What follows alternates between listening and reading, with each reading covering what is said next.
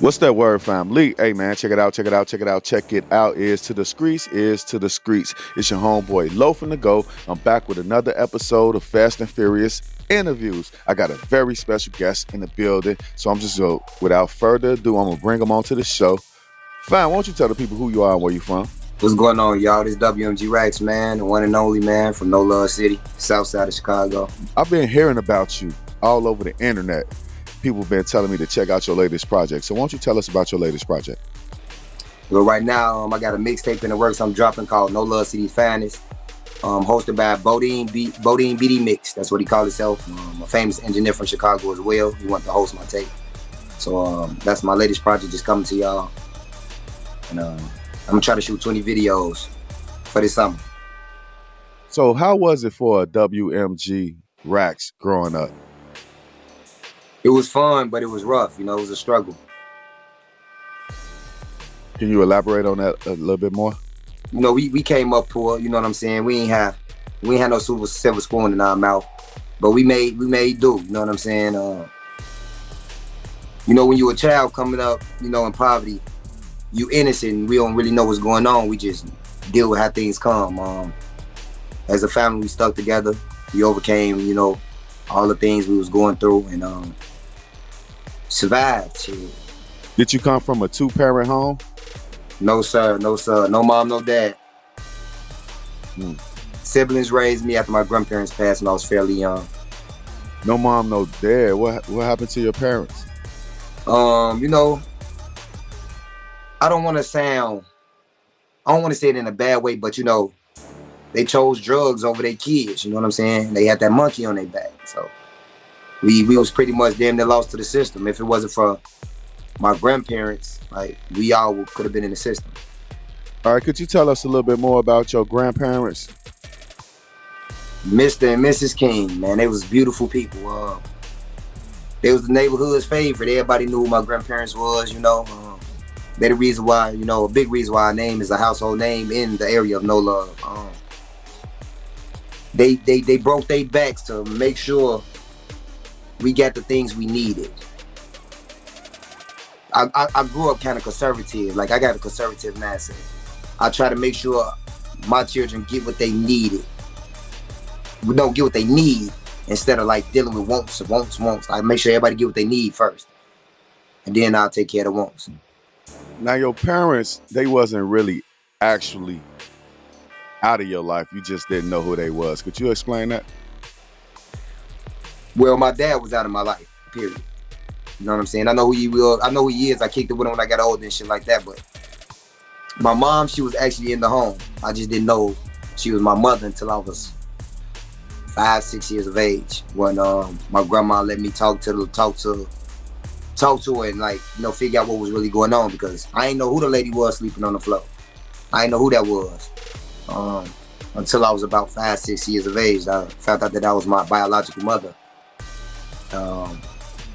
I found out, like, why my nickname was Michael and why everybody at school called me Hakeem.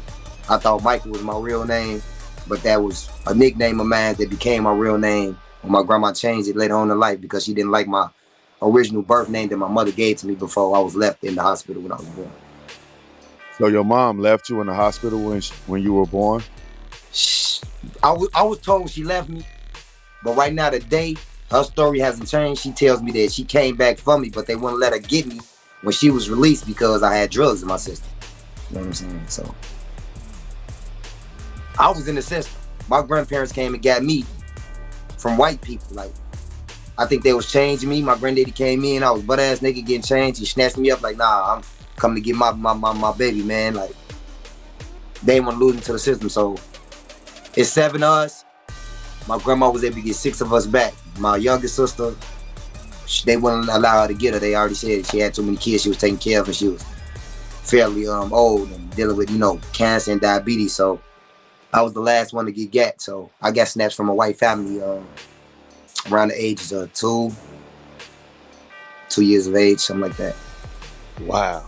How did that make you feel from a mental standpoint? What? To be honest, like, I'm very intelligent.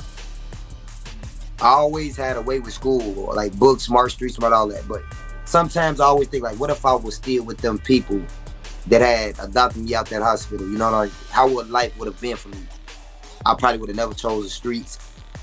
I probably would have never subjected myself to the things that I subjected myself to as far as my environment and what everybody else had going on, and looking for love in all the wrong places, you know? All right, so you ended up going with your grandparents and growing up in Inglewood, Chicago, right? Southside? Yes, sir. 56 and low. That's where I come from. How was all I that? know is no love. You want to shout out anybody? Man, look, man, my whole hood, man. I want to shout out all the ones that rap specifically because that's what I do. I'm an artist. You got No Love Nino. You got a couple of them that's incarcerated. I can't wait till they get home so we can help them, you know, get up there with the music. My cousin Lil Hershey, Boss T. You got other rappers that's free right now doing their thing. Fast 6 Freddy. I think we got to wait on G Kane to come home too. Man, it's a lot of us doing our thing, man. Millie, 6 Block Millie, man. All of us, man, we going crazy, you know.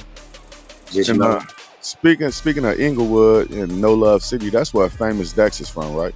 My little cousin, y'all. That's your cousin, your blood cousin? You know what? As far as how we came up, I was just always told, this your cousin. As a kid, you know, in our house, eating noodles, playing the Nintendo 64, wrestling matches, sleeping on the dirty, pissy mattresses, all like, we born and raised together. Same household, everything. I was always told that was my cousin. I can't really stipulate if it's blood, marriage, or just some hood shit. But as far as I know, my whole life, that's my cousin. All right, so Famous Dex, he had a lot of public situations going on where he would fall asleep during lives, stuff like that. What was going on with Dex at that time, bro? You think? Well, to honestly speak, I'm not there with him in the physical to act like I really know what's going on with him. But I know he do things like, you know, he pop pills, the lean and all that shit. I don't think he do no coke and all that shit. I think that's just some internet bullshit. But the lean, the pills, the weed, I think it just had a hold on him. The demons he was dealing with as far as the pressures from the hood and everybody else that wanted something out of him, and he trying to get to a certain point in life, and it was just probably getting to him, and he was just crashing out, just, you know, emotions and mixed feelings about people and family and the guys and shit like that, and just took a toll on him, you know. Women he dealing with, he like to deal with white women now, I guess, and them little bitches be playing with his mindset, so just crashing out, you know. Do you think that he messed up his career? I wouldn't, to be honest. There's no such thing as saying Dex's career is messed up. Why I say that is because he got hits like Japan and Drip from Our Walking, things of that nature, like Kanye, things of that nature that forever gonna bring him in money. He will forever get paid off them songs, so he will always be able to check a bag off of the shit, the work he put in. Do you think he can make a comeback? As far as the blows he took to his career, he gotta clean his image up. He gotta just lay off of the lean and the pills and shit like that and focus on his craft. And he can make a comeback. He can get back to Dexter, you know. Did Dex bring anybody from the hood with him? No. See, now that's the issue that people was I guess kind of having with him.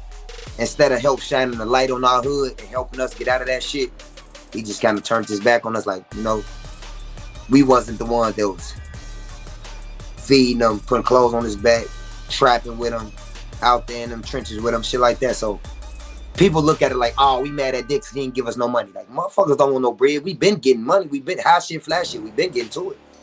I'm from a money getting blocked. You in the Emerald is money getting blocked. We do what we do to bring in the bread. Is that M.O.E.? Emerald is M.O.E.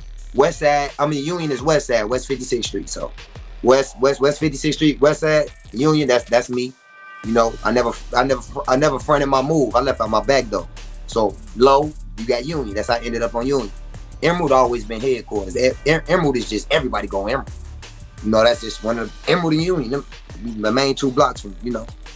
So I'm West Side M.O.E. I'm Union and Emerald. That's me. I'm low Union and Emerald. Emerald Union low going. Can Dex ever come back in your eyes and and say, man, I'm sorry, and you know, I want to do this, do that.